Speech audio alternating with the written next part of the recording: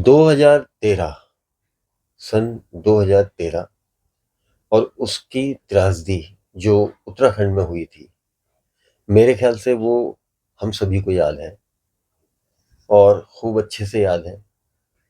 कितने लोग उसमें अभी तक लापता हैं और कितने लोग उसमें मारे गए।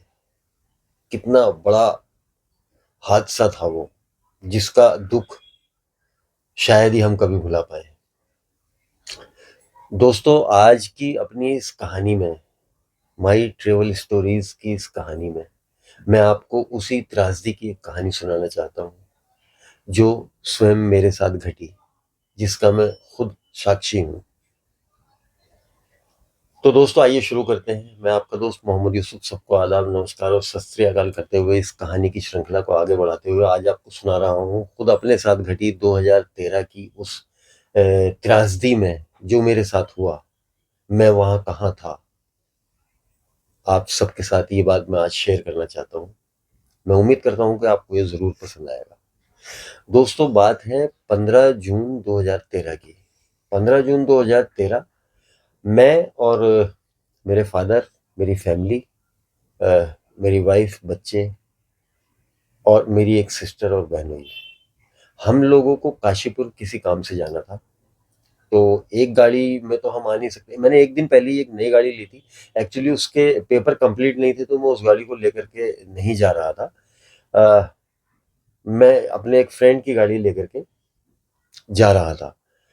लेकिन कोइंसिडेंटली हुआ क्या कि वो अपने फ्रेंड की गाड़ी मुझे गाज़ियाबाद से वापस लौटना पड़ा किसी वजह से दिल्ली, और फिर मुझे अपनी ही गाड़ी जो मैंने एक दिन पहले ली थी, उसको लेकर के निकलना पड़ा।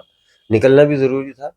तो बारिश की वो पहली बूंद जो 16 जून 2013 को, जिसकी वजह से इतना बड़ा हादसा हुआ, वो उसकी पहली बूंद मुझे यहाँ दिल्ली में ही मिल गई थी। हल्की-हल्की बारिश यहाँ शुरू हो चुकी थी। हम अपनी 2 गाड़ियों को लेकर के काशीपुर के लिए निकले, दिल्ली से तकरीबन 11 बजे के करीब रात को। और हम अपना आराम से रुकते-रुकाते, मैंने पहले भी बतलाया है कि सफ़र मुझे बहुत रुकते-रुकाते और बहुत एन्जॉय करते हुए अच्छा लगता है, वो चाहे फैमिली के साथ हो, दोस्तों के साथ हो, या मैं अगर कोई बहुत ही ज़्यादा सीरियस इमरजेंसी है और उसके लिए जा रहा हूँ, किसी सीरियस बात के लिए जा रहा हूँ, तो शायद एक बार को मैं गाड़ी फिर भी मैं तेज़ नहीं चलाता, लेकिन रुकता कहीं नहीं हूँ फिर। तो ये बात है। हम सुबह 5 साढ़े 5 बजे के करीब काशीपुर पहुँच गए। काशीपुर पहुँचने के बाद हमने वहाँ तकरीबन 10 बजे तक जो जिस काम से हम काशीपुर गए थे, उससे हम फ्री हो गए। साढ़े 9 बजे फ्री हो गए थे। और फ्री होने के बाद क्या था कि मेरे फादर को वापस दिल्ली आना था, और जो मेरी सिस्टर और मेरे बहनोई, मेरी वाइफ को, हम सब लोगों को ऊपर नैनीताल जाना था। ये अब 16 जून लग चुकी है, 16 जून की सुबह। तो मैंने अपने फादर को, फादर एक्चुअली मेरे मोबाइल अपने पास रखते नहीं थे, तो मैं हमेशा 2-3 मोबाइल रखता हूँ, तो मैंने एक मोबाइल उनको लेकर के और वहाँ से वापसी के लिए रवाना कर दिया। मैं कहा, "अभी आप घर चले जाओ, हम आज शाम को नैनीताल रुकेंगे और कल वापस दिल्ली आ जाएँगे।" वालिद साहब मेरे वहाँ से, फादर मेरे वहाँ से आ गए, और हम और हमारे साथ एक गाड़ी और थी, जिसमें एक बेनोई तो मेरे साथ मेरी गाड़ी में थे, दूसरे बेनोई अपनी गाड़ी में थे अलग। हम नैनीताल के लिए निकल गए। जब नैनीताल के लिए निकले, तो एक्चुअली तब मुझे ये भी पता नहीं था कि जो नैनीताल है, नैनीताल का वो, ये तो मालूम था कि सीजन चल रहा है, लेकिन वहाँ इतना क्राउड और इतना ट्रैफिक या इतना रश होगा, इसका मुझे ज्ञान नहीं था। इतना होगा इसका ज्ञान नहीं था। होगा ये तो मैं जानता था, क्योंकि जाता रहता हूँ कंटिन्यू, तो इतना तो मुझे पता था। अब हम कालाडूंगी की साइड से जब ऊपर पहुँचते हैं, तो बीच में एक रेस्टोरेंट है। हम चाय नाश्ते के लिए रुके। जब चाय नाश्ते, अच्छा, वो जो दूसरे बहनोई अपनी गाड़ी लेकर के साथ गए हुए थे, वो ऑलरेडी आगे निकल चुके थे, काफ़ी आगे निकल चुके थे, और उन्होंने हमारा फ़ोन पे बात हुई उनसे जब, तो उन्होंने बतलाया कि भई यहाँ बहुत जाम लगा हुआ है और हम आगे जाने की स्थिति में नहीं है, वापस आ रहे हैं। तो वापसी आते हुए हमें वहाँ वो रेस्टोरेंट में मिले। और कहने लगे कि भाई वहां तो बहुत जाम है और बहुत मुश्किल है और तुम भी वापस चलो, और हम तो दिल्ली वापस जा रहे हैं। वो भी वहां से वापस आ गए। लेकिन हम मैं क्या था, मुझे थोड़ा सा उधर इधर उधर के वहां रास्तों का कुछ अ, ऐसा लगता है मुझे कि ज्ञान है। संपूर्ण तो खैर नहीं हो सकता, लेकिन फिर भी मैं इधर उधर से कहीं से निकलने की चेष्टा कर सकता था, प्रयास कर सकता था। और हम वहां से आगे निकल गए। जब आगे पहुंचे तो पता ये चला कि जो एक वाटरफॉल है, उस वाटरफॉल से थोड़ा सा आगे जाकर के, आई थिंक कि मुश्किल से आधा या 1 किलोमीटर आगे जाकर के, थोड़ा सा जहाँ वो एक तालाब भी बना हुआ है, वो जिसे ये लोग, ये तो झील ही बोलते हैं उसको, लेक बोलते हैं। वहां एक रेस्टोरेंट बना हुआ है। अब इस सब कुछ में हमें शाम के तकरीबन 4 बज गए, और जाम वहां तक था। ये जो जाम था ये वहां तक आ चुका था। ट्रैफिक क्योंकि अंदर जा ही नहीं रहा था, गाड़ियां अंदर जा ही नहीं रही थी। हमने ये प्रोग्राम बनाया कि हम आज, वहाँ एक गेस्ट हाउस है, कई 2-3 है गेस्ट हाउस, लेकिन वहाँ हम गेस्ट हाउस में गए। हमने ये प्रोग्राम बनाया कि आज हम इस गेस्ट हाउस में रुकते हैं और सुबह को हम नैनीताल चलेंगे, तो हो सकता है तब तक ये ट्रैफिक कंट्रोल हो जाए। सब सहमत हो गए। हमने उसमें गेस्ट हाउस में 2 कमरे लिए और हम वहाँ रुक गए। शाम हमने वहाँ अपना वही चाय नाश्ता करते हुए गुजारी, इधर उधर टहलने के लिए जो कुछ था वहाँ वो सब किया, बाकी और ऐसा कुछ वहाँ था नहीं, तो अपना। अब वहाँ शाम से बारिश का सिलसिला, अब ये 16 जून की बात है, बारिश का सिलसिला स्पीड पकड़ गया। यानी बारिश अपने रूप में आ गई। बहुत तेज बारिश शुरू हो गई। इवन कि जब डिनर का टाइम हुआ तो जो गेस्ट हाउस के जो केयर टेकर थे, वो पूछने के लिए आए कि आप डिनर में क्या लेंगे। मैंने कहा भाई आप बता दो क्या क्या है। बोले सर यहाँ तो कुछ भी नहीं है, हमें खुद बाहर से अरेंज करके लाना पड़ेगा। मैंने कहा भाई आप इतनी बारिश में कैसे जाएंगे। कहने लगे जी वो जिनको यहाँ सप्लाई के लिए आना था वो आ नहीं पाए हैं, लेकिन हम यहाँ से उससे 2 व्हीलर से जाएंगे, और यहीं पास के कोई जगह का उन्होंने नाम लिया, कोई गांव था शायद, वहां से हम उसको अरेंज करके ले आएंगे। हमने उनको बता दिया कि भाई आप ये अरेंज करके लाओ। वो बारिश में भीगते हुए गए, उसी तेज बारिश में भीगते हुए गए, और वो जो डिनर का अरेंज था वो करके वापस लौटे। डिनर कर लिया तब भी कोई बात नहीं, बारिश पड़ रही है, बारिशें वहां होती है अमूमन। और ये भी एक इंसिडेंस है कि मैं नैनीताल जब भी गया हूँ मुझे बारिश मिली है। बारिश वहां होती है, इसमें कोई शक नहीं है, बड़ी बात नहीं है। लेकिन मैं, जब बहुत से लोग जाते हैं कभी नहीं बारिश तो नहीं थी, मैं पूछता हूँ उन लोगों से, मैं तो जितनी बार गया हूँ मुझे वहां बारिश मिली है। अब डिनर कर लिया और उसके बाद, अच्छा लाइट वहां नहीं थी। हाँ, शाम को जब हम वहां रुके थे, जब हमने वहां चेक इन किया था तब वहां लाइट थी। उसके थोड़ी देर के बाद वहां से लाइट चली गई थी, लाइट कट गई थी। तब वहां उन्होंने एक इमरजेंसी लाइट जला करके छोड़ दी, और वो थोड़ी देर जली और उसके बाद वो लाइट भी चली गई। फिर वहां रात में तो सोना ही था, सो गए। और अगले दिन सुबह को 4 बजे के करीब, जब तो रात भर वो बारिश पड़ती रही, कंटिन्यू लगातार बारिश पड़ती रही। और उसमें बीच में क्या हुआ, जैसे आंख खुली तो हमने देखा हमारे सामने वहां एक पहाड़ था, और उस पहाड़ पे एक झरना चल गया है, वाटरफॉल चल गया है उस पहाड़ से। बारिश इतनी पड़ चुकी थी रात को कि वहां से एक झरना, हमारे देखते देखते, मतलब वहां जो ज्यादा फासला नहीं था, वो पहाड़ बिल्कुल मुश्किल से होगा, मुश्किल से 150 मीटर की दूरी पर वो पहाड़ था। और उस पहाड़ से वो झरना, इतना स्पीड से झरना चल रहा था वो, कि मतलब हमने कहा कि इतनी बारिश पड़ गई कि उसमें तो ये झरना फूट गया। और जब तक हम वहां रुके रहे, मतलब हम तकरीबन वहां 10 बजे तक रुके रहे, और 10 बजे तक उससे लगातार, बारिश अभी भी पड़ रही है, 10 बजे तक उससे लगातार वो पानी चलता रहा। अब उसके बाद हमने वहां से चेकआउट किया। चेकआउट करने के बाद हम वहां से कि भाई अब चलिए नैनीताल चलते हैं। पता किया कि भाई हाँ अब ट्रैफिक थोड़ा सा कंट्रोल हो गया है, और अब गाड़ियां अंदर जाने दे रहे हैं, और अब यहाँ जाम भी नहीं है। हम नैनीताल पहुंचे तो मेरे दिमाग में एक ये प्रोग्राम फिट हुआ, और मैंने अपने ब्रदर इन लॉ से भी इसके बारे में बताया कि भाई हम एक काम करते हैं, पहले भवाली चलते हैं। एक्चुअली हमें वहां से थोड़े से फ्रूट्स वगैरह लेकर के गाड़ी में रखने थे, क्योंकि अब शाम को वहां जाएंगे तो वो वहां से फिर थोड़ा सा वो लंबा लगा। अब गाड़ी में लेके रख लेंगे, शाम को अगर रुके तो रुक जाएंगे, नहीं तो निकल जाएंगे दिल्ली। तो हम पहले सीधे भवाली गए। भवाली जब हम जा रहे थे तो भवाली, नैनीताल से भवाली 11 किलोमीटर है और वहां से 4 किलोमीटर की दूरी पर एक वाटरफॉल है जो कि मानसून में थोड़ा तेज हो जाता है, रहता है वो लेकिन कम रहता है, लेकिन मानसून में थोड़ा तेज हो जाता है। अब जब हम वहां से उस वाटरफॉल तक आए, यानी 4 किलोमीटर तक आए, तो जो लोग गए हैं उनको मालूम भी होगी, लेफ्ट हैंड पे वो वाटर फॉल पड़ता है और वहाँ अमूमन ये टैक्सी वगैरह जो है वॉश करते रहते हैं, धोते रहते हैं, नहाना धोना वहाँ लोगों के चलता रहता है। वहाँ क्या था कि वहाँ सड़क पर बहुत सारे पत्थर पड़े हुए थे जो बारिश के पानी से वहाँ बह करके आ गए थे।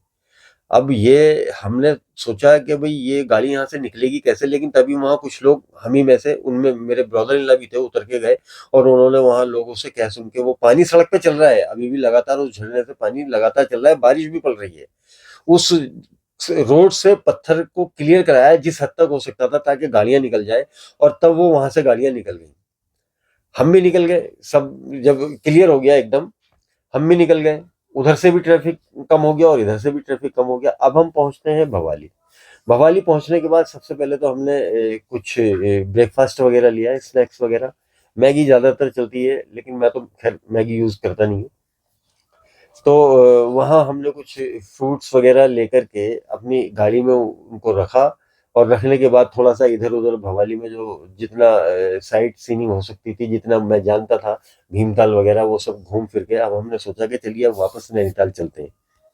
तो जब नैनीताल आए तो हमें तकरीबन नैनीताल के लिए जब हम वापस आए, जिस रूट से हम गए थे सेम रूट से जब हम वापस आए, तो वो जिस वाटरफॉल पर हमने पत्थर हटा करके रास्ता बनाया था चलने के लिए, और बारिश लगातार पड़ रही है, मैं आपको बता रहा हूँ कंटिन्यू बारिश पड़ रही है, बारिश एक सेकंड के लिए भी नहीं रुकी है, हम भीगे भी बहुत सी जगह, कपड़े हमारे बिल्कुल भीग गए, बच्चे सब गाड़ी में बैठे हुए थे, सेफ बैठे हुए थे।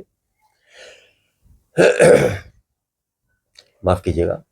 तो सेफ बैठे हुए थे बच्चे, हम उतर उतर के ट्रैफिक को थोड़ा देख भी रहे थे, जहां हो रहा था वहां कंट्रोल कर रहे थे, लोगों को कोऑपरेट कर रहे थे, सहयोग कर रहे थे, और भी बहुत लोग कर रहे थे। लेकिन जब हम वापस आए और उसी वाटरफॉल पर हमने देखा तो हमसे आगे तकरीबन तकरीबन 150 गाड़ियां लग चुकी थी लाइन में, इस साइड से भी और उस साइड से भी, और बीच में जहां वो वाटरफॉल था, आप बिलीव कीजिएगा कि उस वाटरफॉल से इतने बड़े बड़े पत्थर बह के आके रोड पर आ चुके थे कि उनका जो अंबार लगा हुआ था, अगर मैं आपको ए, ए, मतलब मैं अंदाजा नहीं, ये बिल्कुल फैक्ट बतला रहा हूं, अगर वहां कुछ लोगों ने कभी कोई वीडियो सीडियो फोटो वोटो बनाए हो, क्योंकि हम तो सब कुछ भूल चुके थे ये इस बात को देख करके, तो तकरीबन तकरीबन उस उन पत्थरों को भरने से 5 बड़े ट्रक भरे जा सकते थे, इतना पत्थर वहां सड़क पर आ चुका था, एक लंबा अंबार चट्टा लग चुका था वहां, हटाने के लिए जेसीबी दोनों साइड लग चुकी थी, इधर भी और उधर भी, लेकिन वो पत्थर हटने का नाम नहीं ले रहे थे। और मतलब वो पानी जो उस झरने से आ रहा था उसकी स्पीड, और वो लगातार उसके साथ पत्थर आ रहे हैं, पत्थर नीचे को गिर भी रहे हैं, और वो एक चट्टा बहुत बड़ा अंबार लग चुका था, निकलने का तो वहां से सवाल ही पैदा नहीं होता। इतने में हम क्या देखते हैं कि उधर से उस साइड से एक आदमी अपने हाथ में एक सामान की, छोटे मोटे सामान की एक थैली लिए हुए और एक हाथ से छाता पकड़े हुए उन पत्थरों के ऊपर चल रहा है, वो लोकल था वो वहां का, उन पत्थरों के ऊपर चल रहा है और ऊपर चढ़ के इस साइड आने का प्रयास कर रहा है। अब उसको लोगों ने बताया समझाया कि भाई ऐसा मत कर, ये गलत है, ये जान से खेलना है इसको, उसने तो सुन के अनसुना कर दिया और वो कंटिन्यू अपना वो ऊपर चट्टा पत्थरों का चढ़ के गया, और जब इधर को नीचे उतरा तो उसका पैर फिसल गया, पैर फिसला, बहुत से लोग देख रहे थे, सबकी चीखें निकल गई, लेकिन वहां एक आदमी खड़ा था, जब वो ऊपर से नीचे को फिसला, इत्तेफाक देखिए कि उसका हाथ उस आदमी के हाथ में आ गया और उसने उस आदमी को गिरने से बचा लिया, और फिर तो जब एक ने पकड़ा तो दूसरे ने भी पकड़ा, तीसरे ने भी पकड़ा, सबको पकड़ के उसको खींचा, और सब वो ना तो उसने अपने हाथ से छाता छोड़ा और ना उसने वो सामान की थैली अपने हाथ से छोड़ी, और नॉर्मली जैसे कुछ ना हुआ हो उठ करके उसने अपने कपड़े झाड़े और वो चल पड़ा। लोगों ने कहा कि भाई तुझे वो, तो उसने किसी की बात का कोई जवाब दिया ही नहीं। अब हम वहां, हमारे आगे एक और गाड़ी खड़ी हुई थी, उसमें फॉरेनर थे, तो वो उन्होंने मुझसे पूछा कि भाई यहाँ से कोई और रास्ता भी है नैनीताल जाने के लिए। मैंने कहा जी रास्ता तो है और मुझे लग रहा है कि मुझे भी उसी को यूज करना पड़ेगा, तो आप मुझे फॉलो कर लीजिए, अदरवाइज अगर आपको जानना है कहाँ से है तो मैं बता देता हूँ। मैंने उनको बता दिया कि यहाँ से थोड़ा सा नीचे जाएंगे, जब भवाली से थोड़ा सा पहले एक रास्ता जौलीकोट के लिए कटता है और जौलीकोट होते हुए हम वापस नैनीताल आ सकते हैं।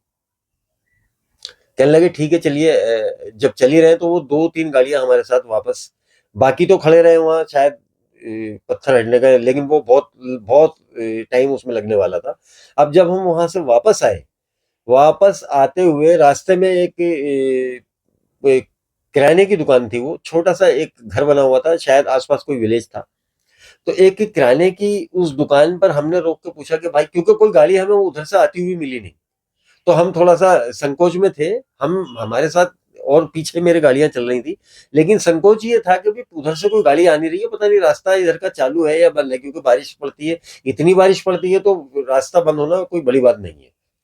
इवन कि नैनीताल में तो वहाँ बोर्ड लग जाता है, उसको मार्क कर दिया जाता है कि ये वाला रास्ता बंद है और ये वाला रास्ता बंद है, ये वाला रास्ता बंद है। चाहे वो रानीखेत का हो, अल्मोड़ा का हो या पिथौरागढ़ का हो, वो सब उसपे मार्क कर देते हैं कि भई यहाँ ये रास्ता बंद है। जाने वालों के लिए, समझने वालों के लिए, उसको बोर्ड को देख करके आगे बढ़े। अब हम वहां निकले, हमने उससे पूछा कि भाई ये आगे उधर से रास्ता क्लियर है? कहने लगे जी रास्ता तो क्लियर है, लेकिन थोड़ा सा आगे जाकर के सड़क टूट गई है और उस टूटी हुई सड़क से अगर आप गाड़ी निकाल सकते हैं तो चले जाइए। हमने कहा भाई सड़क टूट गई है कोई बात नहीं, गाड़ी तो हम निकाल ही लेंगे। अब जब मैं वहां आगे गया तो वहां देखा कि सड़क वो टूटी नहीं थी, वो पूरी सड़क ढह चुकी थी नीचे खाई में। एक अच्छा बड़ा हिस्सा उसका गिर चुका था। वहां से गाड़ी निकालना तो मतलब ये है कि जानों से खेलने के बराबर था। लेकिन उस वक्त क्या हुआ, मैं आज मतलब उस बात को सोच रहा हूं तो मुझे ऐसा लग रहा है, उस वक्त क्या हुआ। मैं बोला, गाड़ी से मैंने सबको नीचे उतारा और मैंने कहा भाई आप देखिए, क्योंकि वहां एक कुछ पेड़ वगैरह डाल करके उस रास्ते को कंप्लीट विलेजर्स ने वहां के कर दिया था। शायद वो एक दिन पहले ही सड़क नीचे टूट के गिर चुकी थी। और मेरे जो ब्रदर इन लॉ थे वो दूसरी साइड आके खड़े होकर उन्होंने मुझे गाइड किया। पहले तो वहां देखा कि वो जो जिस पेड़ पे से गुजर के जाना था, जो सड़क को कंप्लीट करने के लिए था, उसमें ये था कि अगर जरा सी भी नजर चूकती तो वो वहां गाड़ी तो रुकने का सवाल ही पैदा नहीं होता। उन्होंने सामने खड़े बड़ा एडजस्टमेंट किया था, बड़ा सेटअप करके वो रास्ता आने जाने के लिए विलेजर्स ने तैयार किया था, लेकिन उस पर गाड़ी निकल जाएगी ये अभी वहां किसी ने कोई एक्सपीरियंस नहीं किया था। अब मुझे भी पता नहीं थी कि ये एक्सपीरियंस पहला आदमी मैं हूं जो करने जा रहा हूँ। मैं तो सोच रहा था कि इस पे चल रहे पत्ते वत्ते डाल के उसको ढक रखा था, लग रहा था कि ये सड़क ही है। अब जब मैं उस पे गुजरा, उस पे मैंने गाड़ी चला, बच्चों को उतार करके मैंने सबको नीचे खड़ा किया एक साइड में, और फिर मैं अकेले उस गाड़ी को लेकर के उस रूट पर, टूटी हुई सड़क पर जो वो रिपेयर की हुई थी, उससे गुजरने का प्रयास करने लगा। एक पहिया राइट हैंड मेरी साइड के पहिए, दोनों पहिए आगे और पीछे के, दोनों व्हील सेफ थे, लेकिन इधर वाले जो दोनों व्हील थे वो टोटली 100% रिस्क में थे। बाई चांस कोइंसिडेंटली दूसरी जो गाड़ियां मेरे पीछे आ रही थी, उन्होंने मुझे बहुत समझाया, बहुत रोका कि भाई ये यहीं आप जो है मतलब बहुत बड़ी गलती कर रहे हो, इसमें से गाड़ी निकल ही नहीं पाएगी। मैंने कहा चलिए ठीक है कोई बात नहीं, लेकिन वो मैं और मेरे ब्रदर इन लॉ कहने लगे कि नहीं देखिए कोशिश करते हैं, क्योंकि निकलना जरूरी है, पहुंचना जरूरी है। और इन बिटवीन एक काम और क्या हुआ कि मुझे मेरे क्योंकि मोबाइल हम लोग चार्ज नहीं कर पाए, इलेक्ट्रिसिटी कहीं थी नहीं, दोनों मोबाइल मेरे बंद हो गए। एक तो मैं अपने फादर को दे चुका था और दोनों मोबाइल मेरे बंद हो गए। मेरे क्या, मेरे ब्रदर इन लॉ के भी बंद हो गए थे। जो फोन हम साथ लेके घूम रहे थे, चल रहे थे, जिनको कैरी कर रहे थे, वो सारे स्विच ऑफ हो गए थे। अब वो गाड़ी निकालने के लिए वहां जितने भी लोग आजू बाजू इधर उधर खड़े थे, उन्होंने वो गाड़ी मैंने ऐसे निकाली है कि मैं आज अगर सोचता हूं तो मुझे लगता है कि वो मैंने बहुत बड़ी गलती की थी। वो कोइंसिडेंटली वो वहां कुछ हुआ नहीं और मैं सेफली उसको पार कर गया। वो टूटी हुई सड़क जो रिपेयर विलेजर्स ने की थी, मैं उसमें से एक गाड़ी लेकर के उतर गया, और गाड़ी भी मुझ पे पोलो थी, वैगन की पोलो। वो मैं गाड़ी लेकर के वहां उतर गया और फिर वो बच्चे वगैरह सब उसमें बैठ करके आए। अब मेरे पीछे जो गाड़ी वाले थे वो, उन्होंने किसी ने गाड़ी नहीं उतारी और वो अपनी गाड़ी लेकर के वापस चले गए। हम अपना सफर कंटिन्यू। अब एक समस्या ये थी कि यहाँ इतने लोग थे तो मुझे, हालांकि उसमें से कुछ मेरे हौसले को मेरी हिम्मत को मतलब कुछ मैं कहूँ कि तोड़ने का प्रयास भी कर रहे थे। ऐसा हुआ नहीं। अब मेरे दिल में, मैं वहां से निकलने के 2-3 किलोमीटर में आगे चला तो मुझे ये मेरे मन में एक संकोच सा आया कि कहीं ऐसा ना हो कि ये सेम स्थिति आगे भी इस रोड पे कहीं और हो और वहां कोई नहीं हुआ तो फिर क्या होगा। दिन भी अपनी समझ लीजिए कि वो छोड़ चुका था और अंधेरा होने को था। तभी थोड़ा सा हम और आगे गए, 4-5 किलोमीटर और आगे जाने के बाद एक चाय की दुकान हमें वहां मिली और वहाँ गरम-गरम पकौड़ियाँ बन रही थी। वहाँ रुक कर के पहले हमने वहाँ चाय पी और पकौड़ियाँ खाई और फिर उससे पूछा कि भई आगे से तो एक गाड़ी उधर से आ रही थी, सेंट्रो वाली थी, उधर से आ रही थी। वो आके वहाँ हमारे, वो उधर से आके रुकी, हम इधर से जाकर के रुके और एक गाड़ी वहाँ पहले भी खड़ी थी। तो हमने वहाँ उनसे पूछा कि भई इधर से रास्ता, कहने लगे हाँ, यहाँ से जौलीकोट तक रास्ता बिल्कुल ठीक है, लेकिन जौलीकोट से नैनीताल तक का हमें मालूम नहीं। वो रास्ता, मुझे कॉन्फिडेंस था कि वो रास्ता तो ठीक ही होगा। अब हमने वहाँ फिर मैंने उनको बताया कि भई आप अगर इस साइड आगे जा रहे हो, तो इस साइड से आप भवाली नहीं पहुँच पाओगे। फिर मैंने उनको वो चीज़ बताई तो वो, उन्होंने, उनकी समझ में आ गई, कहने लगे भई हाँ ठीक है, अगर नहीं पहुँच पाएँगे तो हम भी यहाँ से वापस हल्द्वानी जाएँगे। एक ह को हल्द्वानी जाना था और एक को शायद कहीं भवाली या भीमताल कहीं जाना था। तो वो भीमताल के लिए भी दूसरा रूट लेने वाले थे। अब हम वहाँ से आए और आने के बाद हमें तकरीबन 8 हमें नैनीताल पहुँचते-पहुँचते बज गए। जब हम 8 बजे नैनीताल पहुँचे और हम वहाँ होटल, बारिश अभी भी कंटिन्यू पड़ रही है। हमने वहाँ, और जब हम वहाँ चाय के लिए रुके थे तब भी बारिश पड़ रही थी। हमने वहाँ होटल में चेक इन किया। एक होटल बड़ी मुश्किल से मिला क्योंकि सीजन का पीक पीक सीजन था वो। होटल लिया और वहाँ हम रुक गए और वहाँ लाइट मौजूद थी। हमने अपने मोबाइल चार्ज किए, मोबाइल चार्ज करके ऑन किए। ऑन करते ही सबसे पहली कॉल मेरे फ़ोन पर मेरे फ़ादर की थी और उन्होंने कहा कि, "भई कहाँ कहाँ पर हो?" हमने कहा, "जी हम तो नैनीताल में हैं।" बोले, "मैं तो तुम्हें सारा दिन मुझे फ़ोन मिलाते हुए हो गया, कल शाम तुम्हारे चारों पाँचों नंबर मिलाते हुए हो गए और कोई संपर्क हो नहीं पाया है। तुम्हें मालूम है क्या चल रहा है?" हाँ, मैं, माफ़ कीजिएगा, मैं बताना भूल गया। होटल में लाइट 8 साढ़े 8 बजे तक नहीं थी, लाइट 10 बजे के बाद आई थी और 10 बजे के बाद आने के बाद में एक आपको साढ़े 11-12 बजे के आस-पास जब मेरी फ़ादर से बात हो रही थी, तब उन्होंने बताया, "और तुम्हें मालूम है क्या चल रहा है?" ये 17 तारीख शाम की बात थी। मैंने कहा, "नहीं मुझे क्या, क्यों क्या हुआ?" मैंने कहा, "इसमें इतना उसकी क्या बात थी?" भाई फ़ोन तो मेरा स्विच ऑफ हो गया था। कहने लगे, "न्यूज़ चैनल खोल के देखो।" और फ्रेंड्स जो हमने वहाँ, अच्छा ये हमें वहाँ भी किसी ने नहीं बतलाया, ना भवाली में बताया, ना वहाँ रास्ता, वहाँ भी कोई ऐसा डिस्कस हुआ ही नहीं। शायद सब लोग सफ़र में होंगे, ऐसा ये इसकी पॉसिबिलिटी है। और होटल में आए वहाँ भी हमें किसी ने नहीं बतलाया। अब जब न्यूज़ चैनल खोल के हमने देखा और जो वो केदारनाथ वाली घटनाओं का ज़िक्र सारे चैनलों पर चलते हुए देखा, उस तबाही को घटते हुए देखा, तो समझ में आया कि ये हुआ क्या था और कितने बड़े लेवल पे हुआ था और लोगों की, जो मेरे पेरेंट्स की जो चिंता थी वो क्यों इतनी थी और इतनी घबराहट और इतनी बौखलाहट उन्हें क्यों थी। और ये चारों तरफ ही था, आप सभी को मालूम है, हर तरफ था। उधर पिथौरागढ़ में भी बहुत बड़ा मतलब हादसा हो चुका था, कितने लोग वहां भी अपनी जान गंवा चुके थे। लेकिन उस दिन मुझे एक सीख हुई कि मैं मोबाइल चाहे 10 कैरी कर रहा था अपने साथ, लेकिन मुझे एक फ़ोन अपने घर किसी टाइम किसी तरह से कर लेना चाहिए था। ये मुझे उस वक़्त समझ में आई। मेरी वजह से पूरा घर परेशान था, मेरे फ़ादर तो बहुत ज़्यादा परेशान हो गए थे और बेटा भी मेरा यहीं था। फ़ादर परेशान थे तो बेटा भी परेशान ही था। लेकिन वो ये जानता था कि मतलब वो मोबाइल उनके किसी तरह से स्विच ऑफ हो गए, वो ऑन करेंगे तो कॉल कर ही लेंगे। मैं करता रहता हूँ वैसे तो। लेकिन उस दिन मुझसे पता नहीं इतनी बड़ी चूक कैसे हो गई। तो ये मोरल ऑफ द स्टोरी ये है फ्रेंड्स, कि अगर आप कहीं बाहर जाएँ या तो अपने घरवालों की कनेक्टिविटी में कंटिन्यू रहें। कहाँ जा रहे हैं ये भी ज़रूर बता कर के जाएँ, वहाँ जाकर के भी फ़ोन करें, ये इसको बोलते हैं सचेत रहना। आप इस चीज़ का थोड़ा ध्यान रखेंगे, इस चीज़ को थोड़ा-सा फ़ॉलो करेंगे, इस चीज़ का ध्यान रखेंगे, तो मुझे ये उम्मीद है कि कोई ऐसा हादसा, हम बहुत सारी ऐसी बातें देखते हैं, पता नहीं कैसे-कैसे उसमें दिखाते हैं कि वो घर से बगैर बताए कहीं इधर-उधर चले गए। मैं तो कह रहा हूँ कि अगर आप पान लेने भी जा रहे हैं, आप दूध लेने भी जा रहे हैं, तो भी घरवालों को पता होना चाहिए कि आप कहाँ जा रहे हैं और किसके साथ जा रहे हैं। मैं तो ये चीज़ मानता हूँ और ये जानता हूँ। तो दोस्तों, मेरे कहने का मतलब सिर्फ़ यही था, ये स्टोरी आपको शायद पसंद आए। अगर पसंद आए तो इसको लाइक कीजिएगा, शेयर कीजिएगा यार दोस्तों में, और चैनल को ज़रूर सपोर्ट कीजिएगा, सब्सक्राइब कीजिएगा, और कमेंट करके मुझे बताइएगा भी कि आपको इस स्टोरी में क्या ऐसा अच्छा लगा या क्या अच्छा नहीं लगा। आपके सजेशन के लिए भी मैंने मेल आईडी डिस्क्रिप्शन में छोड़ी हुई है, आप वहाँ मुझे सजेशंस भी दे सकते हैं।